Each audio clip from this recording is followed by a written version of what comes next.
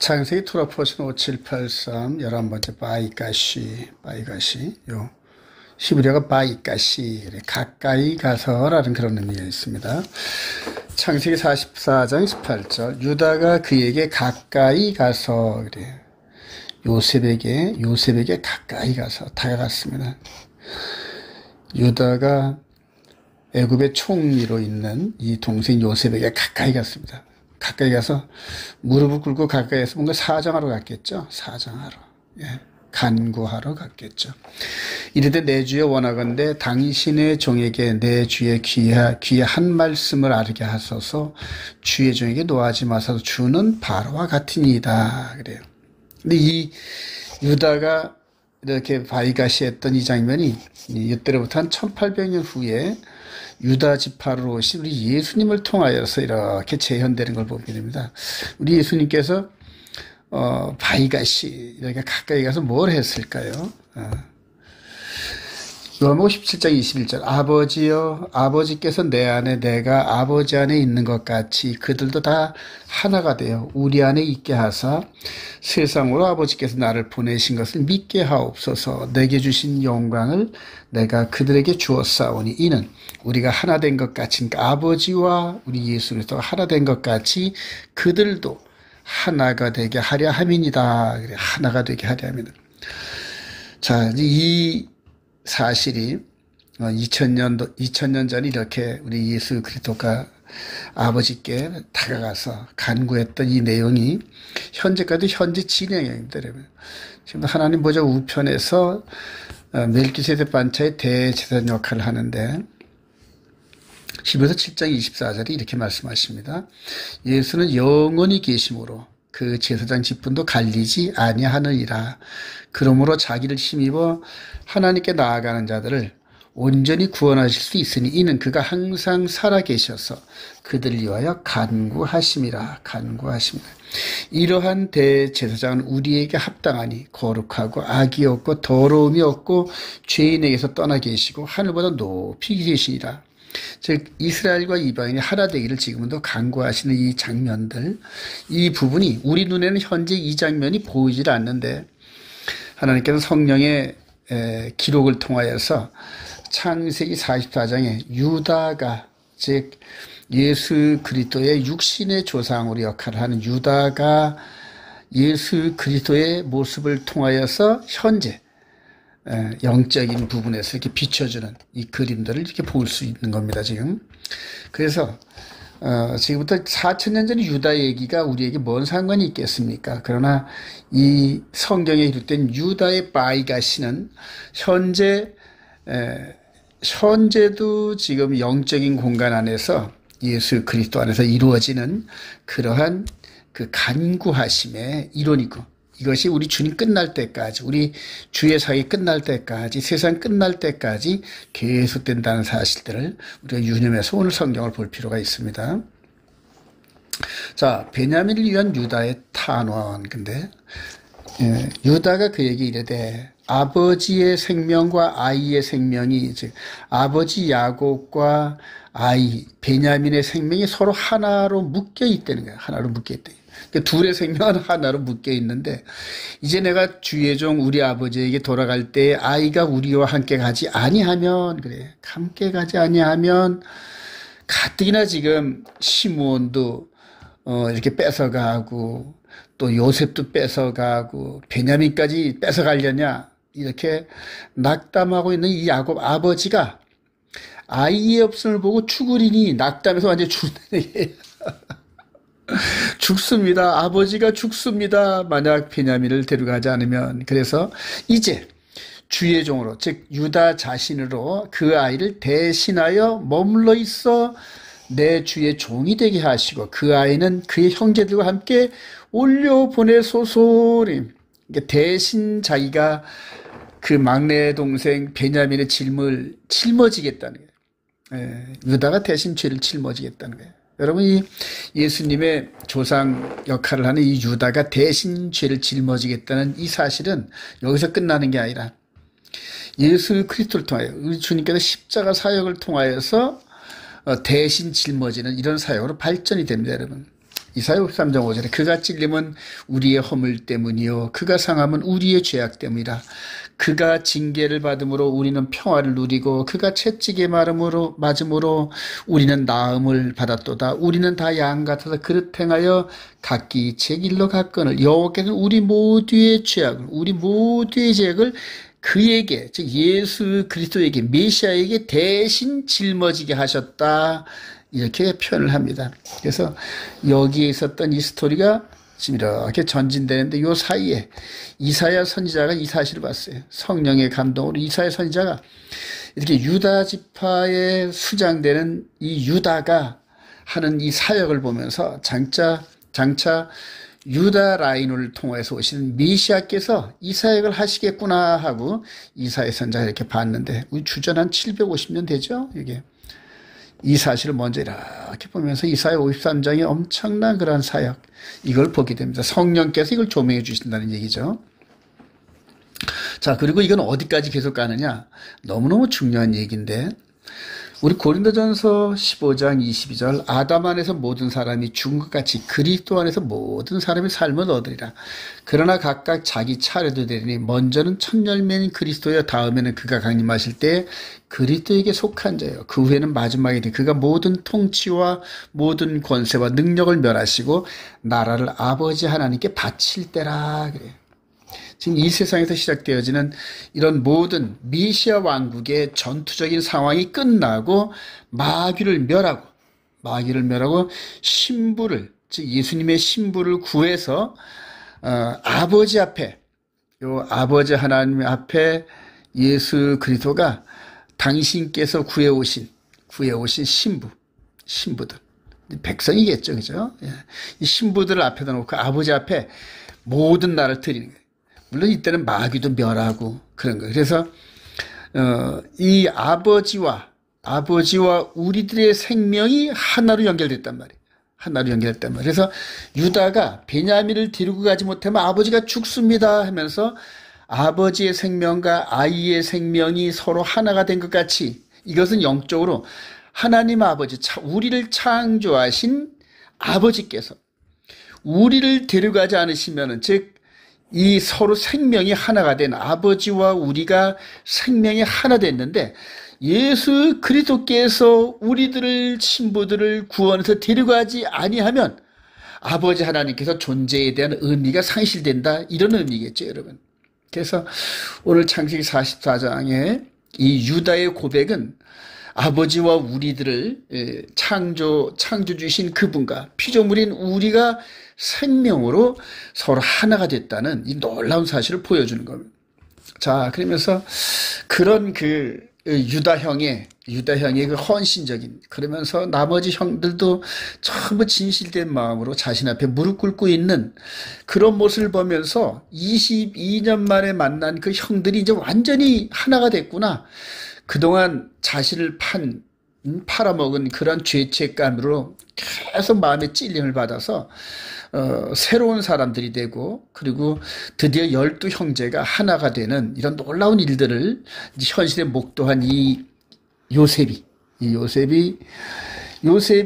시종하는 자들 앞에서 그 정을 억제하지 못하여 그래요. 이 뜨겁게 끓어오르는 이 감동을 억제하지 못해서 소리를 지르는 거예요. 소리를 지른다.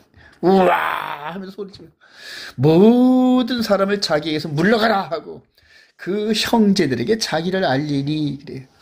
이 장면 여러분 이 22년 23년 만에 이루어지는 이 엄청난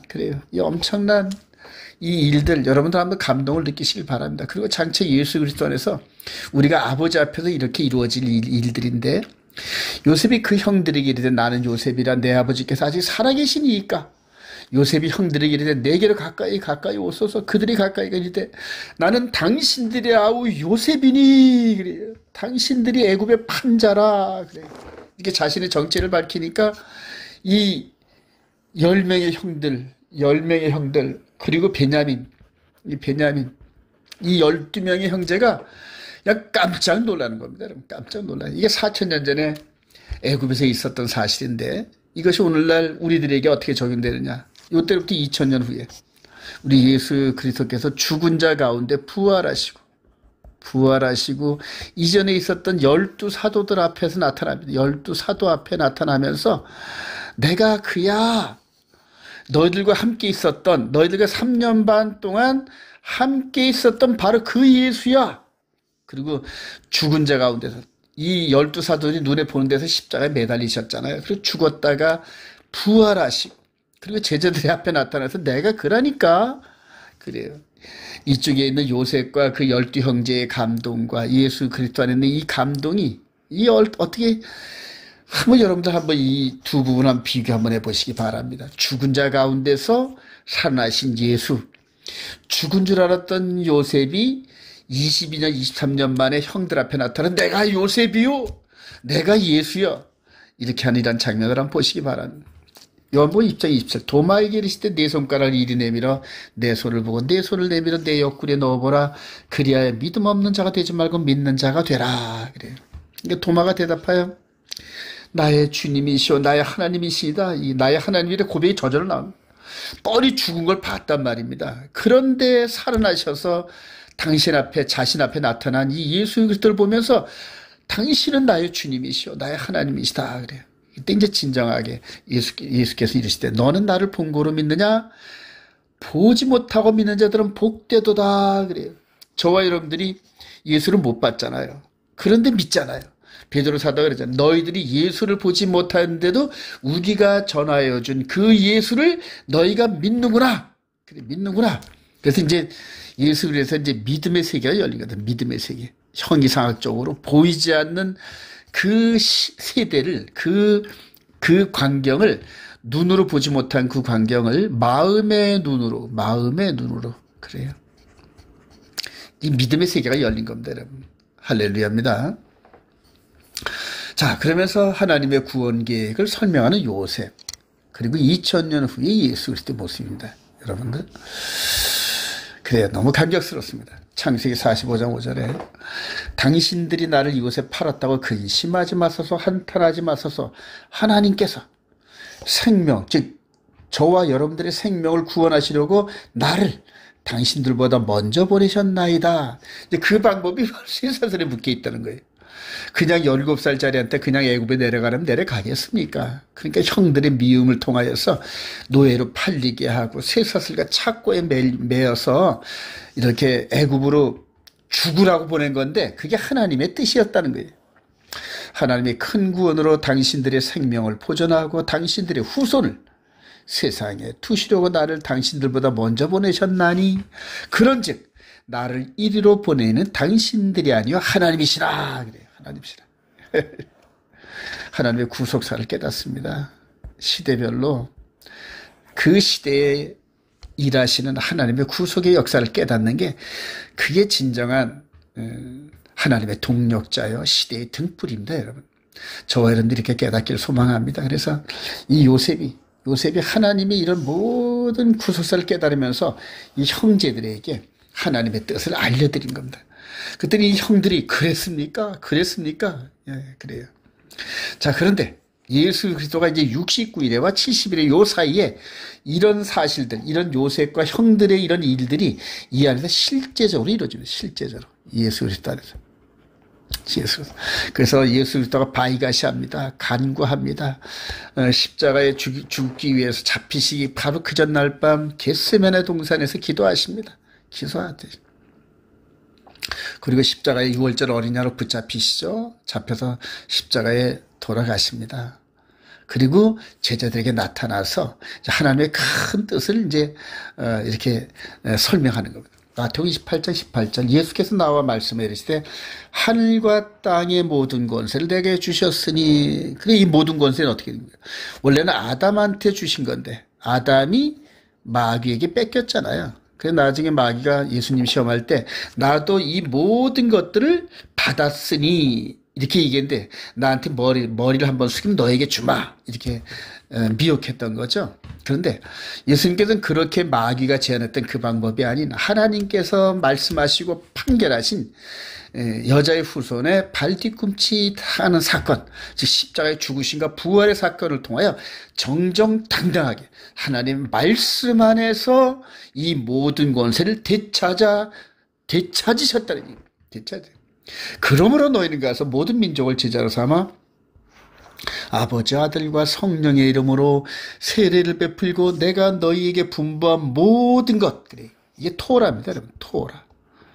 근데 이거를 나중에 바울 사도는 그리스도의 토라입니다. 그리스도의 토라. 그래. 그래서 모세의 토라는 육신의 예법이고 그리스도의 토라는 영의 예법입니다. 영의 예법. 그래서 생명의 성령의 법이라는 겁니다. 그래서 모세를 통하여 주어진 육신의 예법의 토라가 아닌 예수 그리스도를 통하여 주어지신 영혼의 몸의 토라. 마음의 세계에서까지도 영의 세계에서까지도 분부하신 모든 것을 지키는 그런 토라입니다. 그래서 볼지어다 내가 세상 끝날까지 너희와 항상 함께 있으라 하시면서 누구를 보내주셨나요? 바로 올라가신 지 열흘 만에 성령님을 보내주신 것. 오순절 사건이 이루어졌죠. 그리고 세상 끝날까지는 바로 70일인데 세상 끝날까지. 우리 주의 재림인데 세상 끝날까지.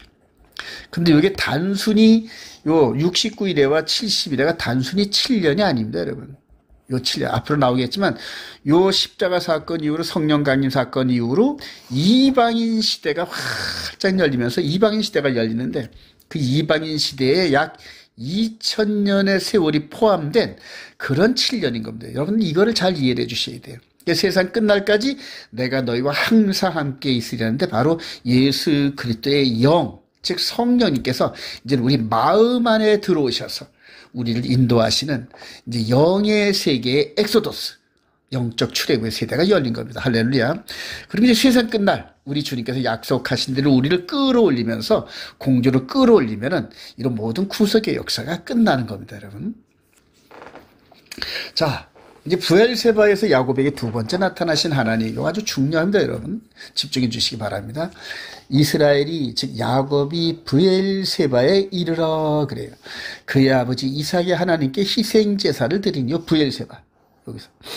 여기서 드립니다. 부엘세바 드리니 하나님이 거기서 나타나시죠. 하나님이 이르시되 나는 하나님이라 내 아버지 하나님이 애굽으로 내려가기를 두려워하지 마라. 내가 거기서 너로 큰 민족을 이루어 돌아오게 하리라 하고 약속하신 겁니다. 그리고 내가 너와 함께 애굽으로 내려가겠고 반드시 너를 인도하여 다시 올라올 것이며 요셉이 그의 손으로 네 눈을 감기를 하셨더라. 여러분, 자, 이 말씀을 들은 이 야곱은 어느 때 생각났겠습니까? 창세기 28장에 혈혈단신으로 떡거머리 총각이었을 때 아버지 외삼촌의 나라 외삼촌의 집으로 가는 과정에서 이렇게 하나님을 만났던 그런 장면, 그리고 21년 후에 다시 베들로 돌아와서 약속대로 11조를 바치면서 하나님의 약속은 신실하시구나. 타양객지 생활에서 혈혈단신 갔는데 아들만 12이요 부인이 4이요 그 다음에 풍요로운 재물을 가지고 돌아온 이런 그 한 번의 그 경험이 있었단 말입니다. 그리고 나서 하나님이 나타나서 그 일을 다시 반복하겠으니 너는 걱정하지 말아라 이렇게 말씀하신 겁니다. 그래서 야곱은 바로 하나님의 말씀을 이해했습니다.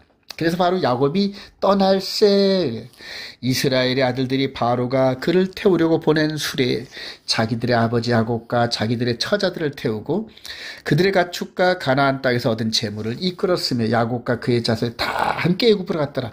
이와 같이 야곱이 그 아들들과 손자들과 딸들과 손녀들 곧 그의 모든 자손을 데리고 애굽으로 갔더라. 이렇게 얘기를 합니다. 애굽으로 갔더라. 자, 그래서 70여 명의 이 야곱의 가족들이 애굽으로 내려가는 그런 장면입니다, 여러분. 그래서 요 장면까지가 이제 오늘 46장 얘기입니다, 여러분. 근데 이게 어떤 뜻이 있느냐? 46장 28절 야곱이 유다를 요셉에게 미리 보내어 자기를 고센으로 인도하게 하고 다 고센 땅에 이르니 요셉이 그의 수레를 갖추고 고센으로 가서 그의 아버지 이스라엘을 맞으며 야곱을 만난 거예요. 그에게 보이고 그의 목을 어금 맞춰 안고 얼마 동안 울매. 여기서 이스라엘 야곱이 요셉을 끼얹으면서 이렇게 말합니다. 이스라엘 요셉에게 이르되 내가 지금까지 살아있고 내가 내 얼굴을 보았으니 지금 죽어도 여한이 없도다. 그러면서 여기서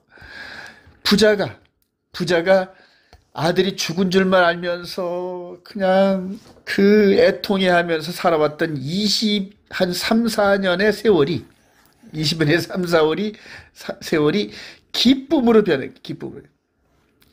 근데 이게 어떤 일의 현재 진행형이냐 하면 여러분들 창세기 15장에 아브라함이 하나님과 헷불 언약을 맺을 때 약속한 게 있죠. 네 자손이 이방에서 계기되어 그들을 섬기겠고 그들을 400년 동안 네 자손을 괴롭히리니 했던 이 말씀이 이후로 약 한 200년의 세월이 지나면서 이 일들이 지금 계속 운행되고 있다는 사실이에요. 그래서 가나안 땅, 약속의 땅 가나안 땅에 있었던 이 아브라함의 후손 이 야곱이 70여 명이 드디어 애굽으로 내려가는 이런 장면이 현실로 다가오는 겁니다. 현실로. 그러니까 지금 현재 이 현상이 아브라함에게 약속하셨던 하나님의 큰 계획 안에서 지금 현재 진행형으로 계속되고 있다는 사실들을 우리가 유념할 필요가 있습니다, 여러분. 그래서 이것을 이후로 한 1000년 후쯤에 시편 기자가 이렇게 고백을 합니다. 그가 한 사람을, 즉 하나님께서 이 일들을, 이렇게 아브라함에게 약속한 이 일들을 성취시키기 위해서 야곱 한 사람을 앞서 보냈음에 요셉이 종으로 팔렸도다. 그렇게 얘기를 하죠. 그의 발은 착고를 차고 그의 몸은 쇠사슬을 맸으니 왜 이렇게 했냐. 곧 여호와의 말씀이 응할 때까지라 그의 말씀이 그를 단련하였도다. 그래요. 이런 큰 사명을 감당하기 위해서는 애굽의 이 당시 최대 강국의 최고 통수권자가 되어야 할 텐데 그럴 정도의 능력을 부여하기 위해서는 하나님께서 계속 훈련을 시킬 수밖에 없었다는 그런 얘기입니다. 그리고 나서 때가 참에 왕이 사람을 보내어 그를 석방하며 그래 7년 풍년과 7년 흉년에 대한 예언을 풀고 그리고 통치자가 되었죠. 자, 그를 그의 집 주관자로 삼아 그래 총리로 삼았다는 얘기입니다. 그의 모든 소유를 관리하게 하고 그의 뜻대로 모든 신하를 다스리며 그의 지혜로 장로들을 교훈하게 뒀다. 그러면서 애굽의 하나님의 뜻이 하나님의 공의와 사랑과 나눔 이것을 말씀으로 훈련시키기 위해서 쇠사슬과 착고에 채우는데 그 말씀에 훈련을 받은 요셉의 통치를 받은 애굽 사회가 저 가나안 땅의 작은 땅에 있었던 머물었던 이 요셉을 통하여서 애굽이 그렇게 변해가는 모습들을 이제 우리가 보게 됩니다. 그래서 이에 이스라엘이 애굽에 들어가며 즉 야곱이 애굽에 들어가며 야곱이 함의 땅에 나그네가 되었도다. 그러면서 아브라함의 뜻이 성취된 모습을 우리들에게 보여주고 있는 거죠.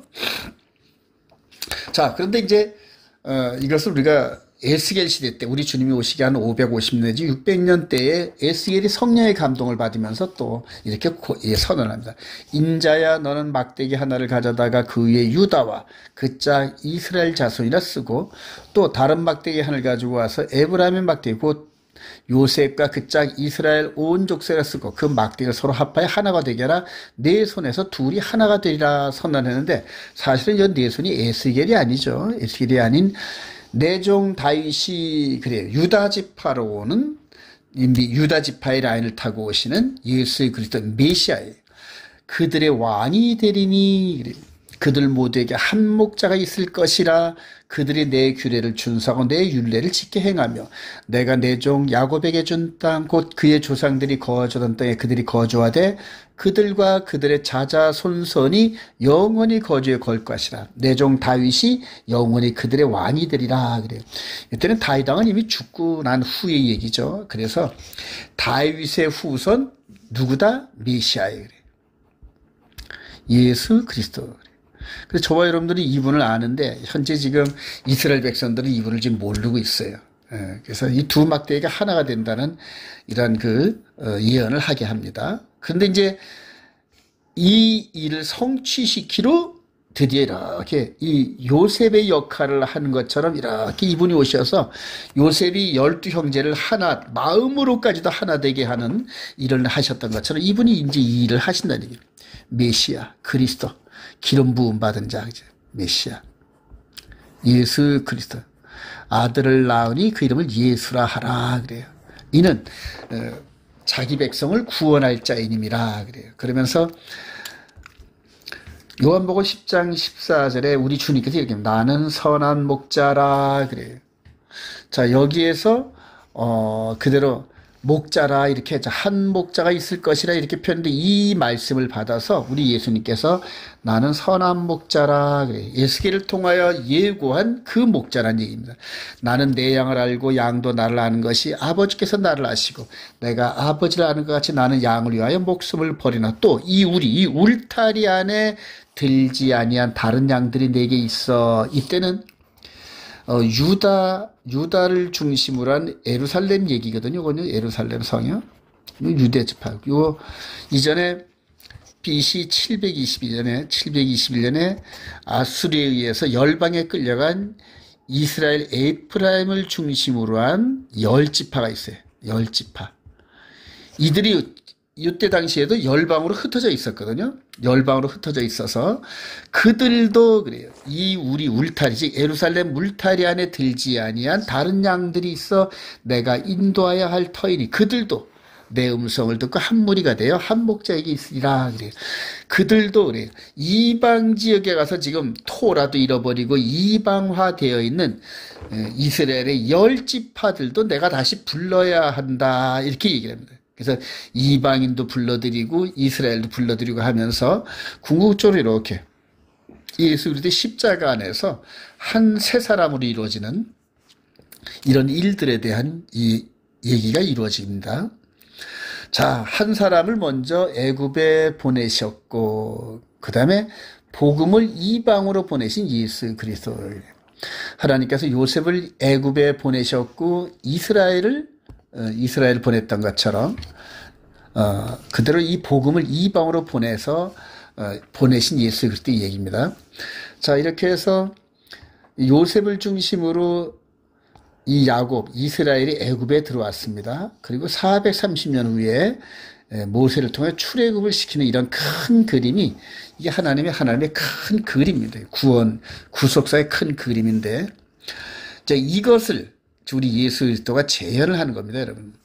마태복음 24장 14절에 이 천국 복음이 모든 민족에 증언되기 위해 이방 지역에도 증언되어야 된다는 얘기예요. 지금 너희들 열두 사도가 듣고 있는 이 복음, 구원의 소식을 이스라엘만 듣는 게 아니라 열방도 들어야 된다는 얘기예요. 그래서 온 세상에 전파되리니 그제야 끝이 온다 이렇게 얘기를 합니다. 그래서 십자가 죽으시고 부활하신 이후에 제자들을 열방으로 파송하시죠. 근데 그 중에 이제 이방인의 사도로 부름받은 바울 사도 있습니다. 갈라디아 2장 9절. 또 기둥같이 여기는 야고보와 게바와 요한도 내게 주신 은혜를 알므로 요들은 이제 3년 반 동안 예수님을 직접 수행한 그런 사도들이죠. 근데 그들과 똑같이 나와 바나바에게도 친교의 악수를 우리는 이방이기를 바나바와 바울은 이방인의 사도로 그들은 할례자로 가게 하려 하심이라. 그래서 예수 그리스도가 이스라엘 백성들뿐만 아니라 이방인에게도 이 복음을 전하기 위해서 제자들을 파송한 그것들을 봅니다. 나중에 바울사도 이렇게 깨달았습니다. 로마서 11장 25절 아주 중요한 메시지죠. 형제들아 이 신비를 너희가 모르기를 내가 원하지 아니하노니 이 신비는 이방인의 충만한 수가 들어올까지 이스라엘에 더더욱 우둔하게 된 것이라 그래요. 이스라엘의 충만을 이방인의 충만한 수가 들어오기까지 이 영적인 인사이트가 어디서 왔을까요? 바로 이 이스라엘 복음 덩어리, 즉 하나님의 구원의 메시지를 이렇게 갖고 있는 이 가족, 야곱의 70명의 가족을 애굽으로 보냈다가 430년 후에 모세를 통하여 장정만 60만이 되게 했던 대군으로 출애굽을 시켰거든요. 그러니까 여기서 애굽으로 내려간 것은 이방인의 충만한 수가 채워지고 다시 가나안 땅으로 데려도는 이 그림이란 말입니다. 이것을 바울 사도가 이해했다는 얘기예요. 그래서 똑같이 예수 그리스도 안에서 이 복음이 이방인으로 내려가가지고 이방인의 충만한 수가 들어오기까지 이스라엘은 꺾였다니, 꺾였다. 왜 꺾였냐? 바로 이방인을 접붙이기 위해서 그래요. 접붙이기 위해서 그래요. 그리하여 온 이스라엘의 구원을 받으리라. 기록된 바 구원자가 시온에서 오사 야곱에게서 경건하지 않을 돌이키시겠고 내가 그들의 죄를 없이 할 때 그들에게 이루어질 내 언약이 이것이라 한 것 같음이라. 그러면서 이 바울 사도가 깨달았던 이런 바울 복음이 전부 구약에 있었던 미리 이루어진 일들을 통하여 성령의 조명으로 이런 모든 것들을 깨닫게 됩니다. 여러분, 이후로 어떻게 되겠느냐? 이방인의 충만이 끝나고 나면은 그 다음에 똑같이 이렇게 출애굽을 시키는데 요때는 영의 몸의 엑소더스, 영의 몸에, 여기서는 육의 몸의 출애굽이었는데, 육의 몸의 출애굽이었는데 여기서는 육신의 껍질을 벗고 속사람이 부활체가 돼서 영의 몸의 엑소더스가 이루어집니다. 그리고 육의 몸은 이 바다를, 땅에 있는 바다, 즉 바다에 물을 갈랐는데, 예수 그리스도의 이 영적인 휴거는, 영적인 엑소더스는 하늘을 가르고 우리를 끌어올리시는 장면으로 끝이 납니다. 그렇게 해서 바울 사도가 본 겁니다. 주께서 강림하실 때까지 우리 살아남아 있는 자도 자는 자보다 결코 앞서지 못하리라. 주께서 호령과 천사등의 소리와 하나님의 나팔 소리로 친히 하늘로부터 강림하시니 그리스도 안에서 죽은 자들이 먼저 일어나고 그 후에 우리 살아남은 자들도 그들과 함께 구름 속으로 끌어올려, 그래, 끌어올려, 랩추어, 그래요. 이걸 헬라로 하피죠, 그러죠. 끌어올려 공중에서 주를 영접하여, 공중에서 주를 영접한답니다. 여러분, 땅에서 주를 영접하게 하는 게 아니라 공중에서 주를 영접하게 하시는 사실을 유념하시기 바랍니다. 그리하여 우리가 항상 주와 함께 있으리라, 이렇게 말합니다. 여러분, 지금 우리 주님께서는 땅에서 우리를 맞이하지 않는다, 이렇게 얘기를 합니다. 그러면 공중에서 왜 중요하냐면은 마지막 때 지금 이 시대에 퍼져 있는 그런 얘기 중에 이 땅에서 메시아 왕국을 세우는, 그래서 땅에서 메시아를 볼 수 있다는 이런 논리, 세대주의 관점에 있는 분들의 논리가 지금 온 세상을 퍼지고 있는데, 우리 주님께서 그런 것들을 미리 아시고 땅에서 여기 있다 저기 있다, 광야에 있다, 골방에 메시아가 있다, 그래서 가지 말란 얘기. 왜? 우리 주님은 공중에서 강림하시고 공중에서 우리를 끌어올려서 우리를 영접하신다, 이 얘기라는 말입니다, 여러분. 이거 굳게 붙잡으시기 바랍니다. 결론입니다, 여러분. 자, 창세로부터 시작된 복음의 경주. 제가 복음의 경주를 말했는데, 복음의 경주. 이것도 이제 특별히 릴레이를 말하는 릴레이. 복음의 경주를 완주하기 위하여 달려갈 이방인 사명자. 이렇게 한번 결론을 내봤습니다. 자, 바울 사도가 일생 동안 이 복음을 증거하면서 이렇게 전합니다. 고린도서 9장 16절, 내가 복음을 전할지라도 자랑할 것이 없으면 내가 부득불할 일입니다. 만일 복음을 전하지 않으면 내가 화가 있을 것이로다.